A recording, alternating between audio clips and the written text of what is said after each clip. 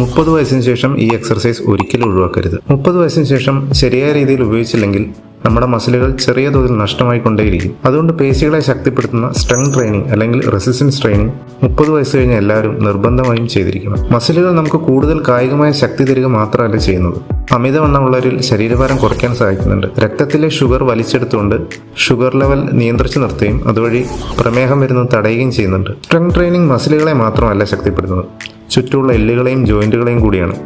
അങ്ങനെ ഭാവിയിൽ ഉണ്ടാക്കാവുന്ന ജോയിന്റുകളുടെ തേയ്മാനം, വീഴ്ചകൾ എന്നിവ വലിയ തോതിൽ നമുക്ക് കുറയ്ക്കാൻ സാധിക്കും. ദീർഘനാളായി സ്ട്രെങ്ത് ട്രെയിനിങ് ചെയ്യുന്നവരിൽ അൽഷിമേഴ്സ് പോലെയുള്ള മറവി രോഗങ്ങളും ഹൃദ്രോഗവും വരാനുള്ള സാധ്യത വളരെ കുറവാണ്. നിങ്ങളുടെ ഇപ്പോഴുള്ള മസിൽ നിലനിർത്താനായി ആഴ്ചയിൽ 2-3 തവണ വർക്കൗട്ട് ചെയ്താൽ മതിയാവും.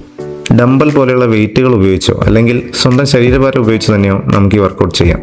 ഒരുപാട് മസിലുകൾ ഒന്നിച്ച് പ്രവർത്തിക്കുന്ന സ്ക്വാറ്റ്, ലഞ്ചസ്, പുഷപ്പ്, പുൾ എക്സർസൈസുകൾ എന്നിവയാണ് ഇതിൽ ഉൾപ്പെടുത്തേണ്ടത്. ആഴ്ചയിൽ 2-3 ദിവസം upper body, lower body, full body എന്നീ ക്രമത്തിൽ നിങ്ങൾക്ക് ഈ വർക്കൗട്ട് ചെയ്യാവുന്നതാണ്. റെസിസ്റ്റൻസ് ട്രെയിനിങ് നിങ്ങൾക്ക് ഒരു ജിമ്മിൽ നിന്ന് ട്രെയിനറുടെ സഹായത്തോടു കൂടിയോ അല്ലെങ്കിൽ നിങ്ങളുടെ സ്വന്തം വീട്ടിൽ നിന്ന് തന്നെയോ ചെയ്യാവുന്നതാണ്.